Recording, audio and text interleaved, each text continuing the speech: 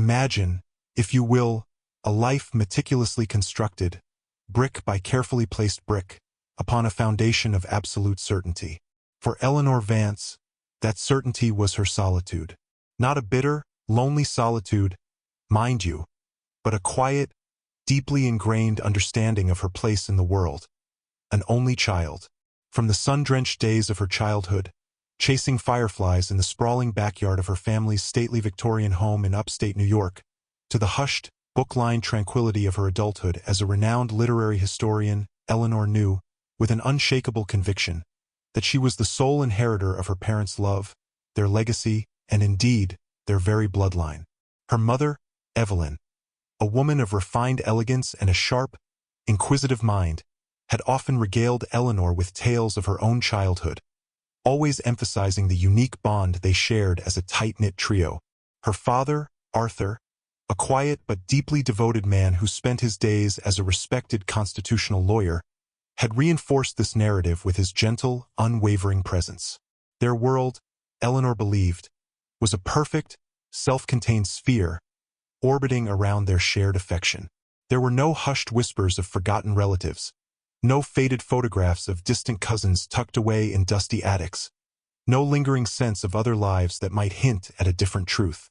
Eleanor's life was an open book, its chapters neatly organized, its narrative clear. Or so she thought.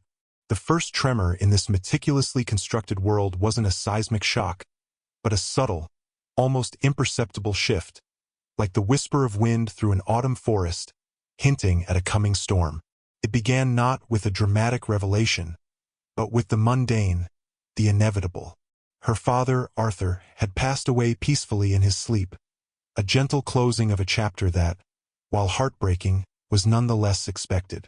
Eleanor, then in her late 50s, a woman whose silver hair was always impeccably styled and whose discerning eyes missed little, had navigated the grief with a quiet stoicism that was characteristic of her.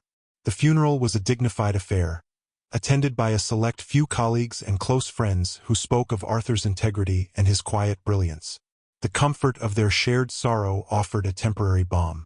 Yet, even in the midst of this sorrow, a tiny, almost imperceptible seed of unease began to sprout. It was something in the way her mother, Evelyn, clutched Eleanor's hand, a grip just a fraction too tight, a gaze that seemed to hold a flicker of something beyond simple grief. Eleanor dismissed it, of course, attributing it to the shock of loss. Grief, after all, could manifest in strange and unexpected ways. But then came the will. Arthur Vance, a man of meticulous habits and unblemished reputation, had left behind a will that was, by all accounts, a masterpiece of legal precision. Every asset, every last antique and investment, was painstakingly accounted for with clear instructions for their dispersal. Eleanor and Evelyn were, as expected, the primary beneficiaries. The reading of the will took place in the oak-paneled office of Mr. Henderson, Arthur's longtime solicitor, a man whose stern demeanor belied a surprising kindness. The air in the room was thick with the scent of old paper and polished wood, a solemn atmosphere befitting the occasion. Eleanor sat beside her mother, her posture erect, her mind already anticipating the familiar clauses, the predictable flow of legal jargon. She was prepared for the inevitable administrative tasks, the settling of her father's affairs. What she was not prepared for was the single, utterly bewildering sentence that seemed to hang in the air, echoing in the sudden, profound silence of the room. Mr. Henderson, his voice a steady monotone, cleared his throat and read, "And to my daughter, Amelia Rose Vance, the sum of $2 million, held in trust until her 25th birthday, with quarterly disbursements to commence immediately upon the reading of this will." The words struck Eleanor like a physical blow.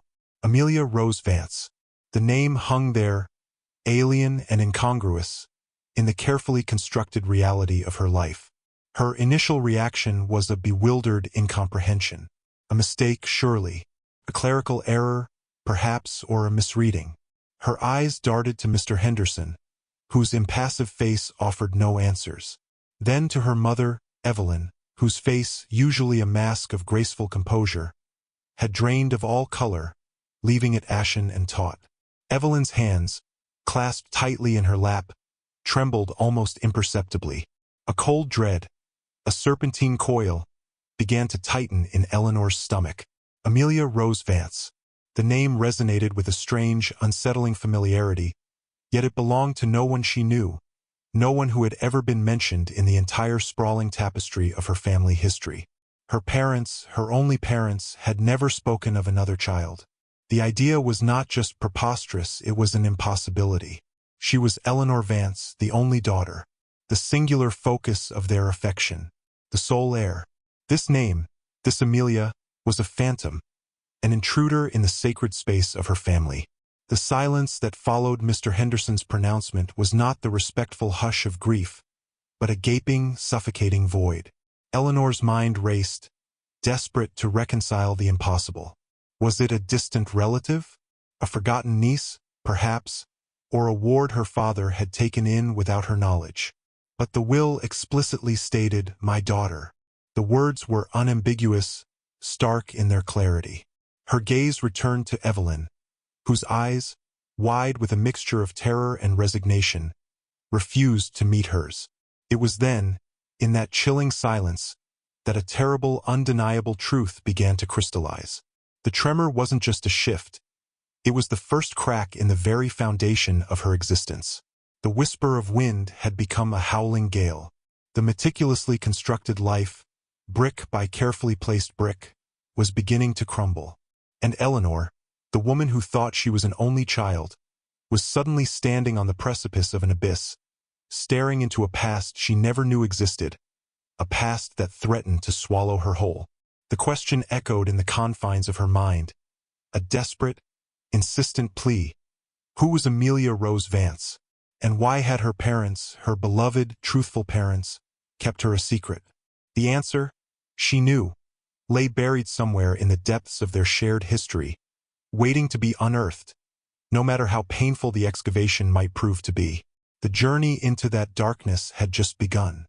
The moment the words Amelia Rose Vance escaped Mr. Henderson's lips, the air in that somber office thickened, not with the dust of old documents, but with an unspoken history, a secret so profoundly buried it threatened to suffocate Eleanor. Her mother, Evelyn, a woman of porcelain composure, seemed to shatter before her very eyes, her face etched with a terror Eleanor had never witnessed. It was a terror far deeper than grief, a primal fear that resonated with the shocking revelation.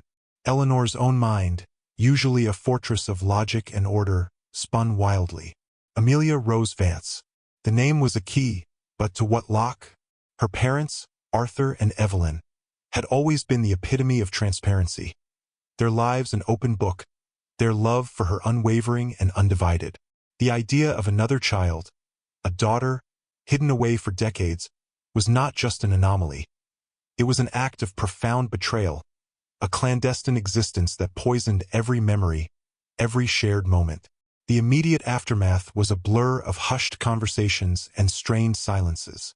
Eleanor, reeling from the shock, found herself incapable of confronting her mother directly in that moment.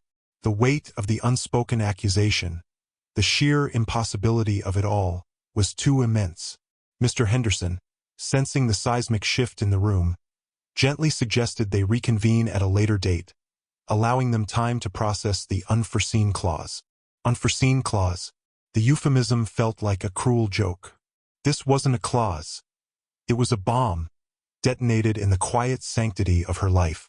Eleanor left the office in a daze, the city streets blurring around her, the familiar sounds of traffic replaced by the deafening echo of Amelia Rose Vance. Back in the sprawling Victorian home, a house that now felt alien and full of ghosts, the silence between Eleanor and Evelyn was a living, breathing entity, more oppressive than any shouted argument. Evelyn retreated into herself, her once vibrant eyes now distant and haunted, her hands constantly twisting a silk scarf. Eleanor, for her part, tried to maintain a semblance of normalcy, moving through the rooms, touching familiar objects, each one now imbued with a new, unsettling ambiguity. Was this family portrait, where a young Eleanor beamed between her doting parents, a lie? Was every bedtime story, every comforting embrace, built on a foundation of deceit? The questions gnawed at her relentlessly, Finally, after days of this unbearable tension, Eleanor could take no more. She found her mother in the sunroom, staring out at the manicured garden, her back to the world. "Mother," Eleanor began, her voice hoarse, betraying the tremble in her heart. "We need to talk about Amelia." The name, spoken aloud, seemed to hang in the air, a physical presence. Evelyn flinched, a subtle tremor running through her frail frame. She turned slowly, her face a mask of profound sorrow and desperate pleading. Tears, silent and swift, traced paths down her withered cheeks. "Eleanor," she whispered, her voice barely audible, "please, don't ask. Some things are best left buried." But Eleanor was beyond being placated by euphemisms. "Buried?" she retorted, a sharp edge to her voice she hadn't known she possessed. "Mother, father left a child, a daughter, $2 million. How can this be buried? Who is she?" And then the dam broke. Evelyn, her composure utterly shattered, began to speak. Her words a halting, fragmented confession that unspooled like a frayed, ancient tapestry. The story she wove was one of youthful indiscretion, of desperate circumstances, and of a secret so profound it had shaped the very contours of their lives. It began in the tumultuous summer of 1968, a time of radical change and social upheaval. Evelyn, then a spirited and idealistic young woman, had been swept up in the counterculture movement, drawn to a charismatic and fiery young activist named Julian. Their love was passionate, intense, and fleeting, born of shared ideals and the heady rush of rebellion. Arthur Vance, then a young law student, was a steadfast, dependable presence in Evelyn's life, a quiet anchor amidst the storm. But Evelyn, in her youth and naivety, had succumbed to the intoxicating allure of Julian, believing their connection to be something truly revolutionary. The summer ended, Julian vanished as quickly as he appeared, leaving Evelyn alone and pregnant. The shame, she confessed, was overwhelming. In that era, such a revelation could shatter a woman's reputation, ruin her prospects, and bring indelible disgrace upon her family. Her own parents, rigid and traditional, would have been devastated. It was Arthur, the quiet, dependable Arthur, who had stepped forward. He had always loved Evelyn, silently, patiently. He offered her a solution, a way to preserve her honor and that of her family. They would marry. He would claim the child as his own, shielding Evelyn from the scandal. It was an act of immense sacrifice, a testament to his deep, unwavering love. Eleanor listened, stunned, as her mother recounted the agonizing details. The hushed trip to a secluded clinic, the birth of a healthy baby girl, Amelia, whom they immediately put up for adoption. Evelyn had held her for only a few fleeting moments, an unbearable agony of love and loss. Arthur, ever the pragmatist, had arranged everything with the utmost discretion, ensuring that Amelia would be placed with a loving, affluent family who could provide for her. He had insisted on establishing a trust fund, a quiet promise to the child he would never know, a silent acknowledgement of his role in her life, even as a surrogate father. They had vowed never to speak of it again, to bury the secret deep within their hearts, for Eleanor's sake, for the sake of the perfect family they were determined to build. "We thought it was for the best, Eleanor," Evelyn sobbed, her voice raw with decades of suppressed pain. "We wanted to protect you, to give you a life free from scandal, free from the shadows of our past. We loved you so fiercely, my darling girl, and we couldn't bear the thought of anything tainting your innocence." The words hung in the air, heavy with unspoken regret and the immense burden of a lifelong lie. Eleanor felt a maelstrom of emotions swirling within her. Anger, yes, at the deception, at the years of living a carefully constructed falsehood, but also a profound, aching sorrow for her mother, for the impossible choice she had been forced to make, for the silent suffering she had endured. And beneath it all, a burgeoning sense of compassion for the unseen sister, Amelia, whose existence had been erased from their family narrative, a ghost in their perfectly manicured lives. The carefully constructed world of Eleanor Vance, the only child, had not just cracked. It had splintered into 1,000 pieces, revealing a hidden chamber, dark and full of untold stories. And the journey into that darkness, she now understood, was far from over. The revelation of Amelia's existence, delivered by her mother in a torrent of long-suppressed tears and fragmented memories, didn't just shatter Eleanor's perception of her past. It recalibrated her understanding of her entire life. Every childhood memory, every shared laugh with her parents, every comforting embrace, was now viewed through a distorted lens, tinged with the bitter taste of deception. Her father, Arthur, the man she had idolized for his unwavering integrity, now seemed a stranger, a silent conspirator in a monumental lie. And her mother, Evelyn, the epitome of grace and honesty, was revealed to be a woman burdened by a secret so immense it had warped the very fabric of their family. The anger, though still simmering, was now commingled with a profound sorrow, a gut-wrenching empathy for the young Evelyn who had faced an impossible choice, and for the unseen Amelia, whose life had been shaped by a silent bargain. Eleanor spent the following weeks in a state of suspended disbelief, her mind a battleground of conflicting emotions. The grand Victorian house, once a sanctuary of familiar comfort, now felt like a mausoleum, each creaking floorboard and dusty photograph echoing with the unspoken story of Amelia. She found herself obsessively sifting through old family albums, searching for a clue, a hint, anything that might have betrayed the secret.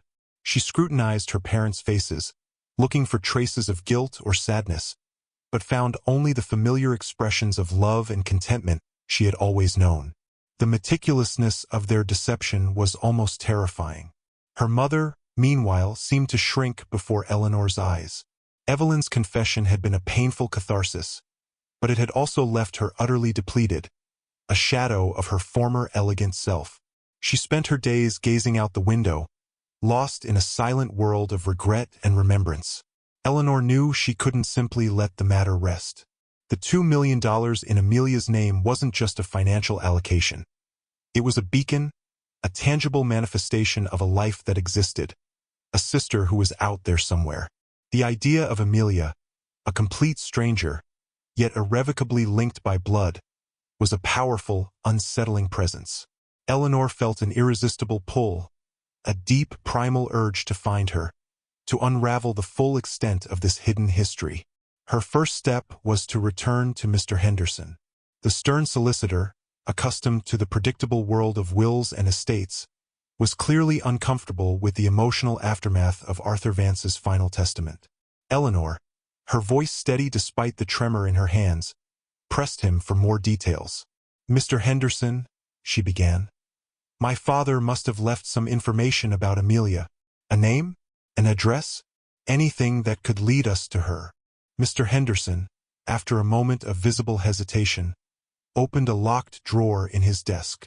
"Arthur was a man of foresight, Miss Vance," he admitted, his voice low. "He anticipated this day. He left strict instructions that no information was to be released until after his passing, and only if the will was read in its entirety.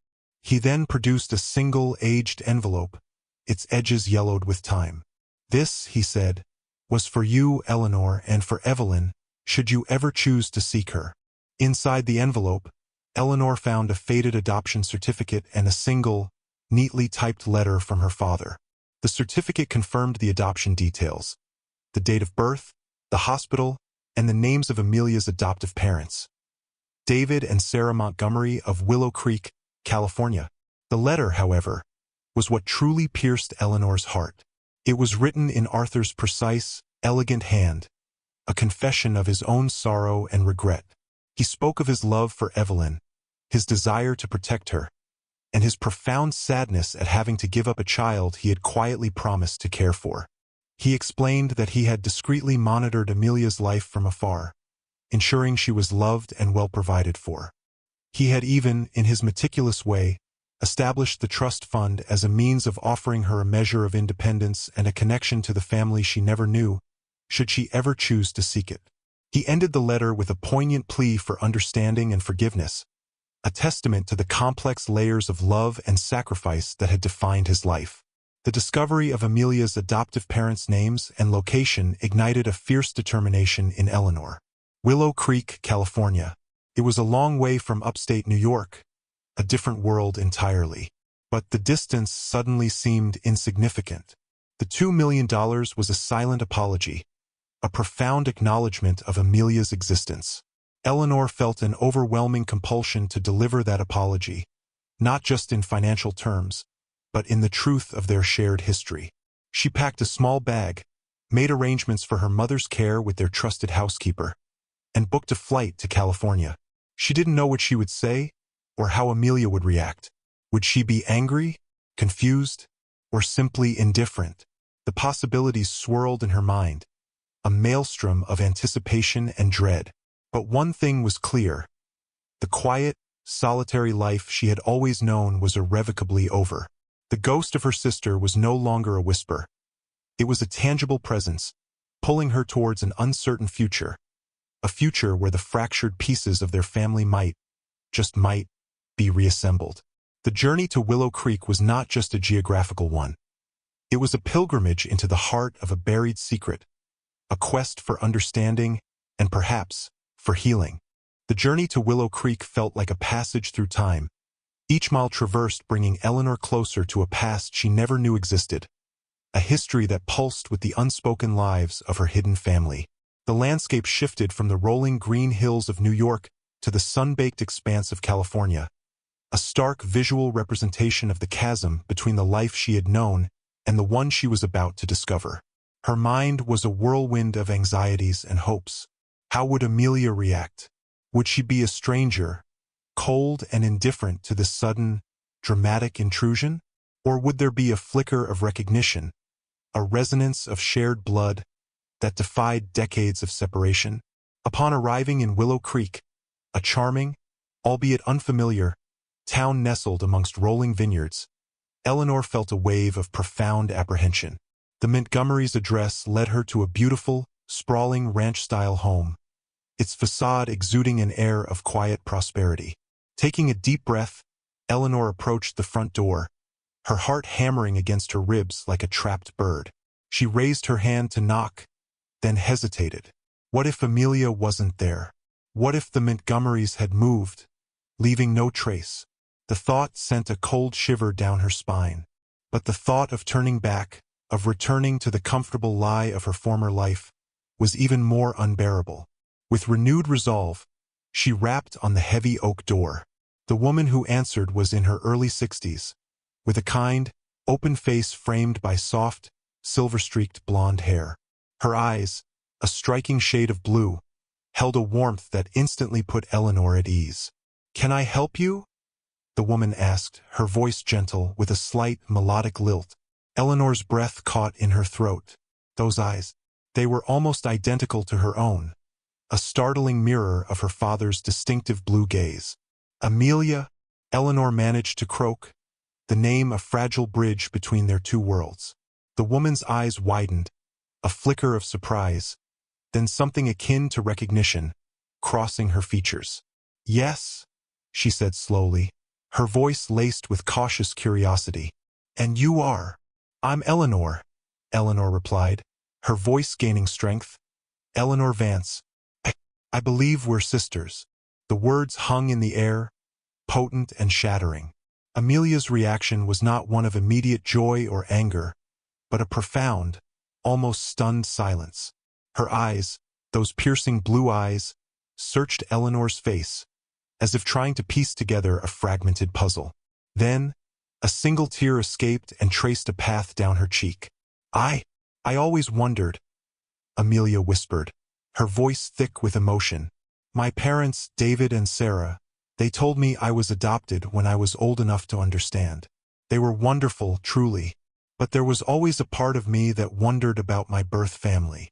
They spent hours that day talking, two strangers weaving together the disparate threads of their lives." Amelia shared stories of her idyllic childhood, of loving parents who cherished her, of a life filled with art and music. She was a talented sculptor, her studio filled with intricate, evocative pieces.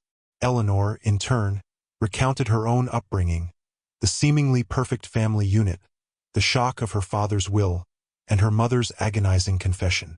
There were tears, of course, and moments of profound sadness for the lost years, the missed connections. But there was also a growing sense of wonder, a quiet joy in the discovery of a bond that transcended decades of silence. Amelia revealed that she had always felt a subtle, almost inexplicable connection to New York, a recurring dream of an old Victorian house with a sprawling garden. It was a fleeting thought, dismissed as mere fancy, but now, sitting across from Eleanor, it resonated with a startling clarity. She had never known about the trust fund, nor had she ever considered searching for her birth parents, content with the love and stability her adoptive family provided. But a part of her, a deep, unconscious part, had always yearned for answers. Over the next few days, as Eleanor stayed with Amelia and her kind, understanding husband, Mark, the sisters began to piece together a new narrative, a tapestry rewoven with threads of truth and rediscovered kinship.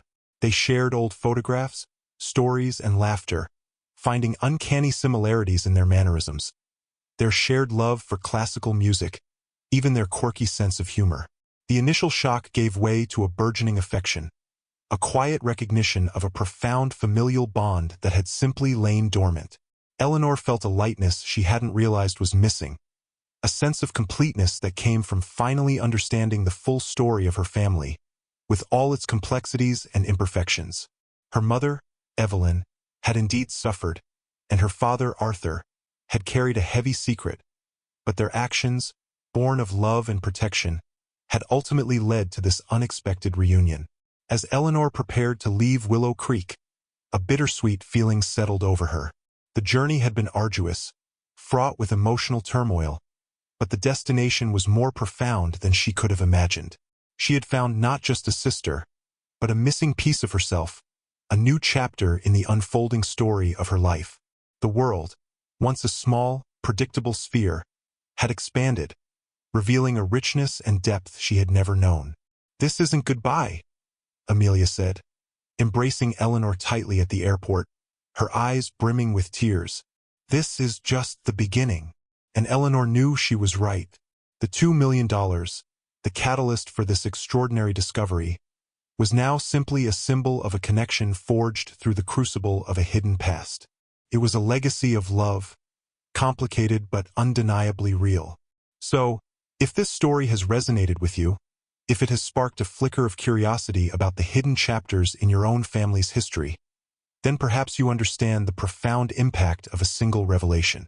If you found yourself captivated by Eleanor's journey, if you felt her shock, her sorrow, and ultimately, her hope, then please consider giving this video a like.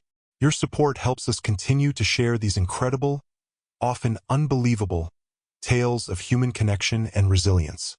And if you don't want to miss another moment of these gripping stories, be sure to subscribe to our channel and hit that notification bell so you're always the first to know when a new story unfolds. Until next time, remember, the truth, no matter how deeply buried, always finds a way to surface, and sometimes it brings with it the most unexpected gifts.